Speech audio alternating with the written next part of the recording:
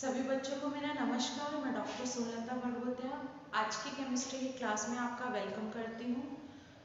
आज हम पढ़ रहे हैं कार्बोनिल कंपाउंड्स का सेकंड पार्ट, यानी आज हम पढ़ेंगे कार्बोनिल कंपाउंड्स का ही ये एक पार्ट है, लेकिन ये different type of carbonyl compounds है। इनको हम कहते हैं alpha beta unsaturated carbonyl compounds. Alpha beta unsaturated carbonyl compounds. Alpha beta unsaturated carbonyl compound से बच्चों हम क्या समझते हैं, ये किस तरह से होते हैं, इनमें क्या क्या रिएक्शंस शो होती हैं और ये रिएक्शंस इनमें क्यों शो होती है, यानी क्या फैक्टर्स हैं जो डिटरमाइन करते हैं इनकी रिएक्टिविटी का, इसके बारे में हम डिस्कशन करेंगे। सबसे पहले मैं आपको इंट्रोड्यूस करवाती हूँ कि हम जो alpha beta unsaturated carbonyl compounds हैं वो क्या होते हैं और क्या इनकी स्ट्रक्चर होती है। जब हमने कार्बोनिल कंपाउंड्स के बारे में डिस्कशन किया था तब हमने अल्फा कार्बन के बारे में काफ़ी जो है डिटेल में डिस्कशन किया था, क्योंकि उसमें हमने अल्फा हाइड्रोजन की एसिडिटी को डिटेल में डिस्कस किया था। यानी हम ले लेते हैं कोई भी कार्बोनिल कंपाउंड, मान लीजिए ये हमारा कार्बोनिल ग्रुप है, अगर यहाँ पे H लगता है तो ये एल्डिहाइड है, और मान लीजिए अगर यहाँ पे R लगता है तो ये कीटोनिक फॉर्म है, ये कुछ भी हो सकता है, ठीक है। अब इन्हीं में से मान लीजिए हम फर्स्ट कार्बन यहाँ पे अटैच करते हैं और फर्स्ट कार्बन ही यहाँ पे अटैच करते हैं, यानी हम एल्डिहाइड की भी बात कर रहे हैं और हम कीटोन की भी बात कर रहे हैं, ठीक है। जो फर्स्ट कार्बन होगा वो होगा उसका अल्फा कार्बन, जो भी हमारा फंक्शनल ग्रुप है। उसके अलावा जो फर्स्ट कार्बन है वो हमारा अल्फा कार्बन है। उसके नेक्स्ट जो हमारा कार्बन है वो हमारा बीटा कार्बन है, ठीक है, बीटा कार्बन है। उससे नेक्स्ट जो हम कार्बन अटैच करेंगे वो हमारा गामा होगा और ये हमारा गामा कार्बन होगा, ठीक है। अब हमें जैसे कि नाम से पता चलता है अल्फा और बीटा अनसैचुरेटेड, यानी अल्फा और बीटा पोजीशन पे अनसैचुरेशन है, तो ये हो गया हमारा अल्फा, ये हो गया हमारा बीटा, यानी यहाँ पे या तो डबल बॉन्ड है या यहाँ पे ये ट्रिपल बॉन्ड है। अनसैचुरेशन से हम क्या समझते हैं, या तो डबल बॉन्ड या ट्रिपल बॉन्ड। तो जब यहाँ पे अल्फा बीटा के बीच में डबल बॉन्ड या ट्रिपल बॉन्ड जो भी है सब्स्टिट्यूट हो जाए तो हम उसको कहेंगे alpha beta unsaturated carbonyl compound, ठीक है। ये हमारे कार्बोनिल कंपाउंड्स हैं। अब जब इनकी खासियत ये है कि ये जो अल्फा बीटा पे जो है ये जो कार्बोनिल का जो फंक्शनल ग्रुप है वो इसके साथ कॉन्जुगेशन में होना चाहिए।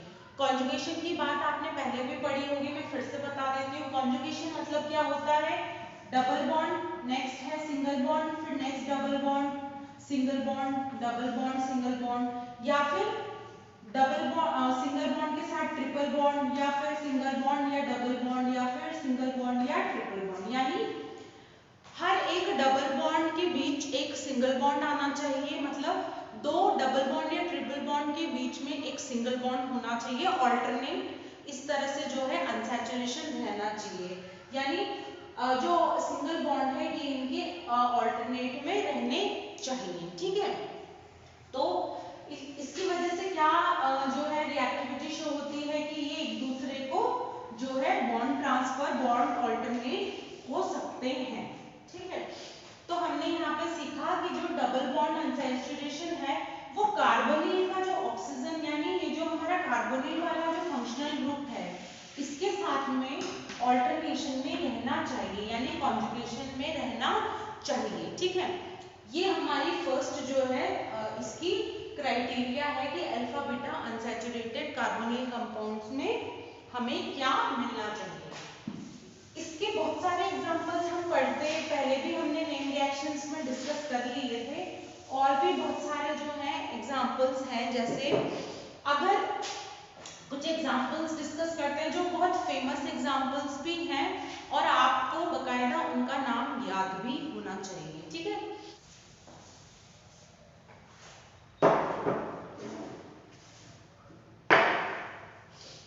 अब हम पे कुछ फेमस जो है अल्फा बीटा अनसैचुरेटेड कंपाउंड्स के बारे में डिस्कशन करते हैं, यानी उनके एग्जांपल्स के बारे में डिस्कशन करते हैं। इसमें क्या है, उनका जो है आपको नेम बकायदा याद रहना चाहिए, क्योंकि काफ़ी सारी जो रिएक्शंस है इनके नेम से ही पूछी जाती है, तो हमें इनका नेम भी पता होना चाहिए।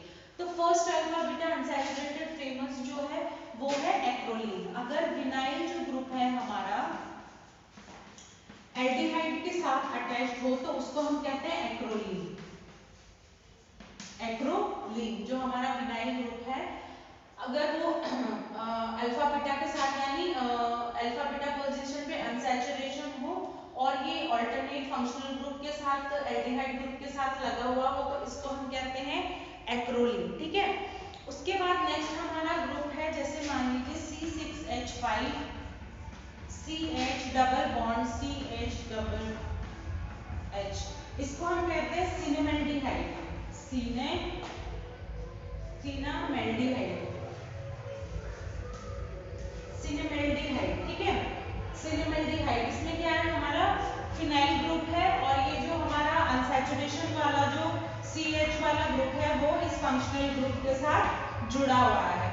उसके बाद नेक्स्ट हमारा ग्रुप है, अगर यहाँ पे हम लेते हैं CH3 CH double bond CH, ये हमारा है फंक्शनल ग्रुप एल्डिहाइड का, इसको हम कहते हैं क्रोटोनैल्डिहाइड। क्रोटोनैल्डिहाइड, ठीक है, इसको हम कहते हैं क्रोटोनैल्डिहाइड। एक और जो इम्पोर्टेंट हमने कंपाउंड बनाया था, जो हमने एसीटोन के एल्डोल कंडेंसेशन से जो हमने बनाया था, मेसिटिल ऑक्साइड। मेसिटिल ऑक्साइड भी बहुत फेमस एग्जांपल है अल्फा बीटा अनसैचुरेटेड, जैसे CH3 डबल बॉन्ड CH3,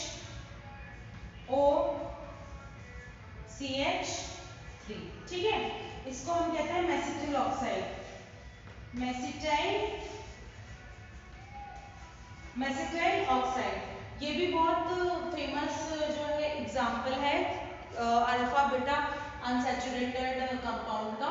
तो यहाँ पे हमने कुछ स्पेशल जो है कंपाउंड्स को याद किया, हमने जो है उनकी स्ट्रक्चर देखी, एक्रोलीन, सिनेमैल्डिहाइड, क्रोटोनैल्डिहाइड, मेसिटिल ऑक्साइड, ये बाय नेम से भी जो है आपको याद होने चाहिए। ठीक है, अब हम आगे इसके बारे में डिस्कशन करते हैं।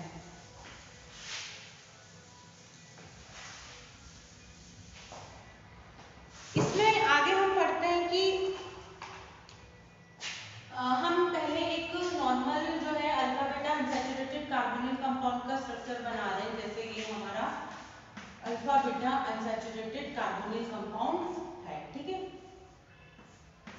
ठीक है, अब ये जो हमारा स्ट्रक्चर है इसमें रेजोनेंस पॉसिबल है, क्योंकि ये डबल बॉन्ड जो है यहाँ पे ट्रांसफर हो सकता है और ये वाले बॉन्ड यहाँ पे ट्रांसफर हो सकते हैं। तो हमने ऐसी बहुत सारी रेजोनेंस कंडीशन बनाई हुई है, क्यों, क्योंकि ये जो ऑक्सीजन है जो कार्बोनिल ग्रुप का, ये बहुत ही ज्यादा इलेक्ट्रोनेगेटिव है और इसकी टेंडेंसी है कि हमेशा जो इलेक्ट्रॉन है अपनी साइड इधर पुल करेगा, जिसकी वजह से यहाँ पे पॉजिटिव चार्ज जनरेट होता है। इस पॉजिटिव चार्ज को सेटिस्फाई करने के लिए जो बाकी के 5 इलेक्ट्रॉन्स हैं वो इधर से शिफ्ट होंगे। तो हम पहले नॉर्मल स्ट्रक्चर की बात करते हैं। जो फर्स्ट स्ट्रक्चर हमारा है, ये हमारा first normal alpha beta unsaturated carbonyl compound का स्ट्रक्चर है। ठीक है, नेक्स्ट अगर हम इसका रेजोनेंस ड्रॉ करें तो ये वाले जो ये है, पाई इलेक्ट्रॉन्स ऊपर शिफ्ट होंगे और यहाँ पे जो है पॉजिटिव चार्ज जनरेट होगा।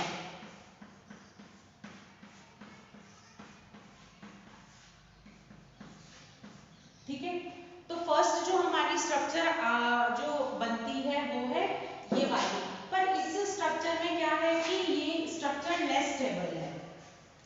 लेस स्टेबल क्यों है? क्योंकि इस स्ट्रक्चर में चार्ज सेपरेशन प्रेजेंट है, चार्ज सेपरेशन प्रेजेंट है। ठीक है, नेक्स्ट जो हमारी ये जो हमने पहली वाली स्ट्रक्चर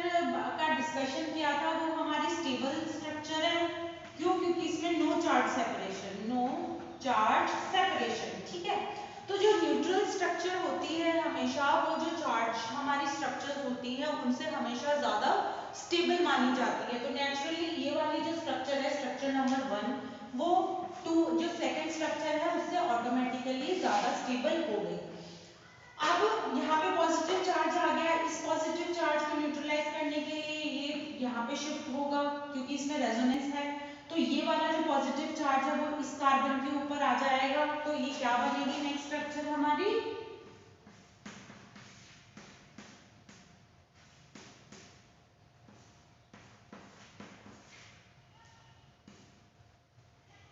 ठीक है। तो हमारी थर्ड स्ट्रक्चर कुछ इस तरह की बन रही है। थर्ड स्ट्रक्चर हमारी कुछ इस तरह की बनेगी। अगर हम यहाँ पे ये हमारा अल्फा कार्बन है, ये हमारा बीटा कार्बन है, ये हमारा अल्फा कार्बन है, ये हमारा बीटा कार्बन है। तो हमने क्या देखा, एक तो हमारा जो कार्बन है कार्बोनिल वाला कार्बन है इस पे पॉजिटिव चार्ज आ रहा है और एक हमारा बीटा वाला जो कार्बन है इस पे पॉजिटिव चार्ज आ रहा है। देखा जाए तो ये स्ट्रक्चर भी लेस स्टेबल है क्योंकि इसमें भी चार्ज सेपरेशन प्रेजेंट है, चार्ज सेपरेशन प्रेजेंट है, ठीक है। तो हमने तीन स्ट्रक्चर्स के बारे में यहाँ पर डिस्कशन कर लिया है, स्ट्रक्चर 1, 2 एंड 3, ठीक है। सेकंड और थर्ड लेस स्टेबल है क्योंकि इनमें चार्ज सेपरेशन। अब इन सभी स्ट्रक्चर्स को अगर अपन मिला दें तो हमें एक जो कंबाइंड स्ट्रक्चर जो मिलेगा वो होगा रेजोनेंस हाइब्रिड स्ट्रक्चर। तो हम फोर्थ स्ट्रक्चर जहाँ पे बना रहे हैं ये हमारा 2, 3 और ये हमारा ऑक्सीजन, ठीक है। और इन सभी पे डबल बॉन्ड आ रहा है, ठीक है। तो हम इसको डॉट से शो कर सकते हैं, ठीक है। और यहाँ पे पॉजिटिव चार्ज आ रहा है तो यहाँ पे हम पॉजिटिव चार्ज शो करते हैं। ये हमारा फोर्थ स्ट्रक्चर है और इसको हम कहते हैं रेजोनेंस हाइब्रिड स्ट्रक्चर, ठीक है। ये है हमारा रेजोनेंस हाइब्रिड स्ट्रक्चर क्योंकि ये इन तीनों का कंबाइंड फॉर्म है, ठीक है। अब ये तो हमने स्ट्रक्चर्स की बात की, अब हम इसकी कुछ इन स्ट्रक्चर के बेसिस पे इनकी कुछ रिएक्शंस की बात करते हैं कि ये किस तरह के रिएक्शंस शो करता है और क्यों।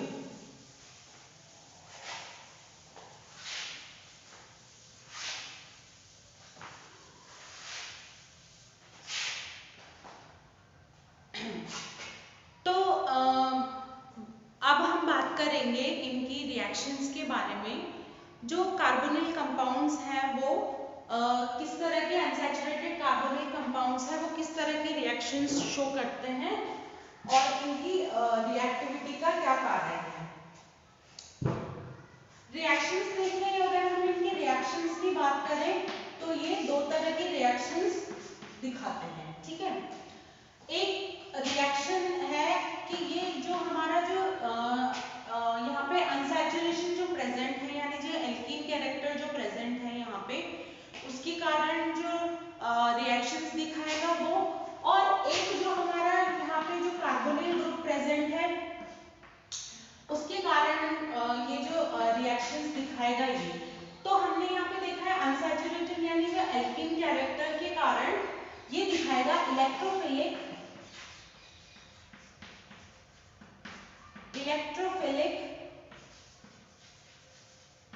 एडिशन रिएक्शन, ठीक है। और जो कार्बोनिल ग्रुप है उसके कारण ये दिखाएगा न्यूक्लियोफिलिक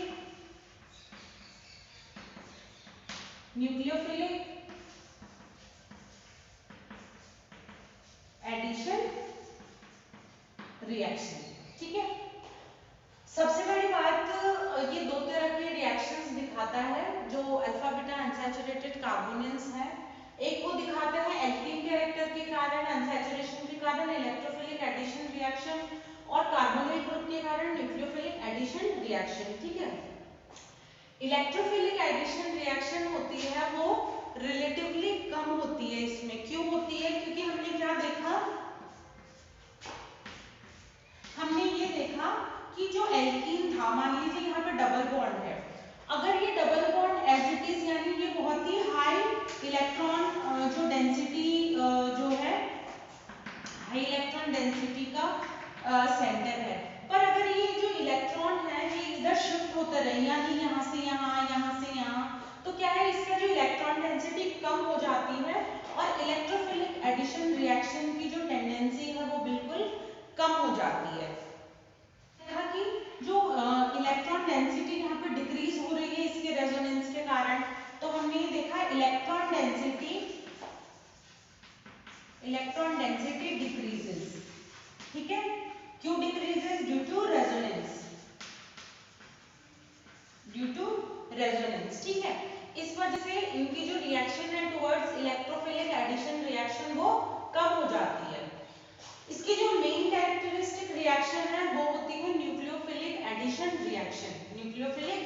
रिएक्शन, क्योंकि इसको हमने कैसे पढ़ा था कि मान लीजिए ये हमारा alpha beta unsaturated carbonyl compound है, इसकी टेंडेंसी होती है इसको इधर खींचने की, तो यहाँ पे आ जाता है डेल्टा पॉजिटिव चार्ज, तो जो इनकमिंग जो न्यूक्लियोफाइल है वो आसानी से कार्बन इस पे अटैक कर सकता है।